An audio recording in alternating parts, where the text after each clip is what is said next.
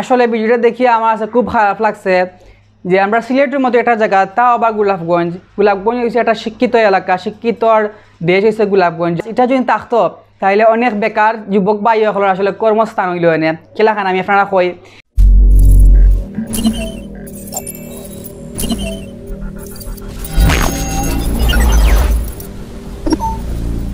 আসসালামু আলাইকুম প্রিয় ভিউয়ার্স, আশা করি আপনারা সব ভালো আছেন। আলহামদুলিল্লাহ আপনারা সবার দোয়া আমিও ভালো আছি।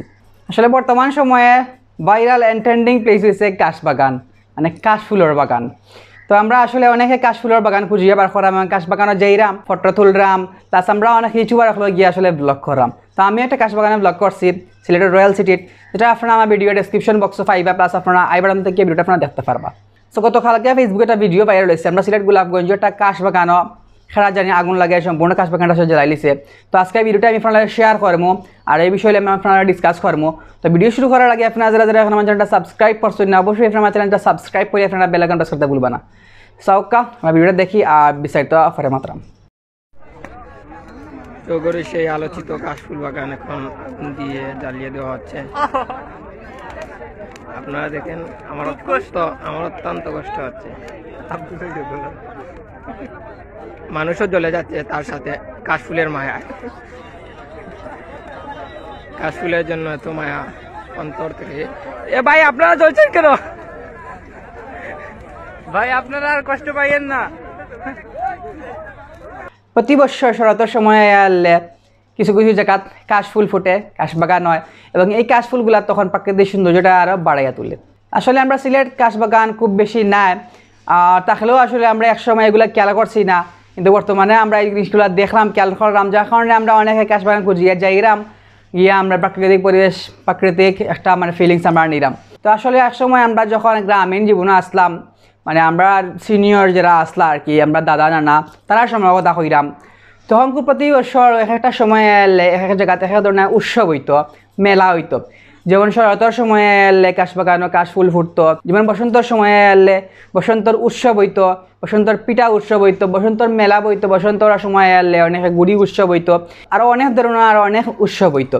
তো এগুলো দেখার লাগে আসলে বিভিন্ন জায়গাতে বিভিন্ন পর্যটক হয়তো বিভিন্ন মানুষও হলাইতো, তারা জিনিসটা উপভোগ করতো।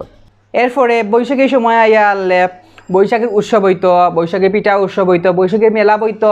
এরপরে তারা সাতটা ফিন্দিয়া, লঙ্গি ফিন্দিয়া, গামছা ফিন্দিয়া, সাদা গেঞ্জি ফিন্দিয়া তারা মেলা করতা, উৎসব করতা, আনন্দ করতা।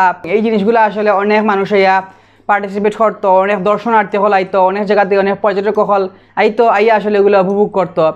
আর আসলে বর্তমান যুগের যেগুলো আছে করা হয়, এগুলো তো আসলে ডিজে পার্টি গান টান এগুলো আসলে আগরকার যুগের তখন কোলা হাইলা মানে হয় না, আর এখন করিতে আসলে খুব ভালো লাগবে না দেখিয়া।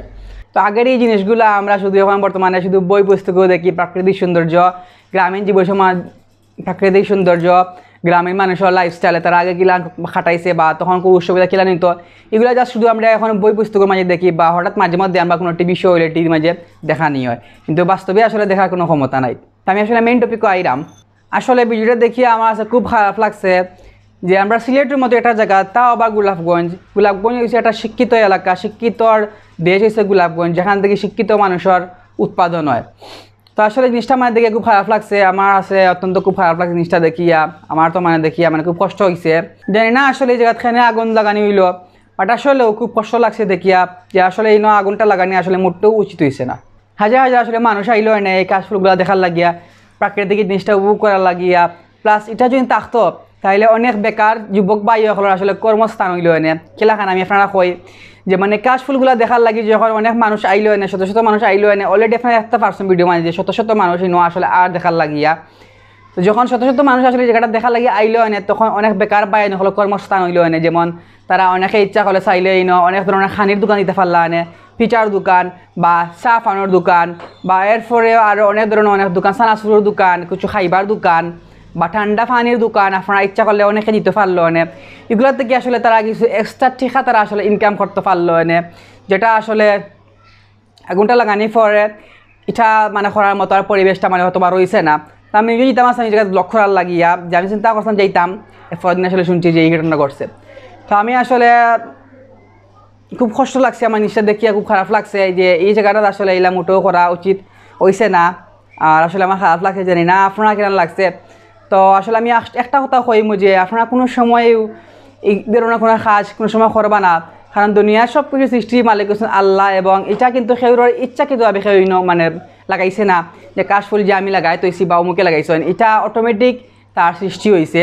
তো আসলে এগুলো নষ্ট করা মোটেও উচিত হয়েছে না। আপনারা কোনো সময় এই ধরনের কাজ করবা না, আর পারলে অবশ্যই আপনারা গাছ লাগাইবা, পরিবেশটা আরও সুন্দর করবা, আর সুন্দর করে আপনারা চারিদিকে প্রাকৃতিক পরিবেশ আপনারা আর ফুটাইয়া তোলার চেষ্টা করবা। তো আসলে আমার কথা কষ্ট পাইবা না, বা জানি না আসলে মেন কাহিনীটা কি, আমি জাস্ট আমার অনুভূতিটা আপনার শেয়ার করছি। তো অবশ্যই আপনারা ভিডিও কমেন্টস করে কইবা যে ভিডিও কিরকম লাগছে আপনার, আর যদি চাইলে আপনার কোনো মতামত থাকে অবশ্যই আপনারা আমার কমেন্ট বক্সে কমেন্ট করে জানাইতে পারবা। তো আজকে এই ভিডিও পর্যন্ত, অবশ্যই আপনার আমার চ্যানেলটা সাবস্ক্রাইব করবা, ভিডিও লাইক দিবা, শেয়ার করে সবাই দেখা সুযোগ করে দিবা। তো ভালো থাকবা প্রিয় ভিউয়ার্স, দেখা হবে নেক্সট ভিডিও নেক্সট টপিক কথা, ভালো থাকবা, সুস্থ থাকবা। আল্লাহ হাফেজ, আসসালামু আলাইকুম।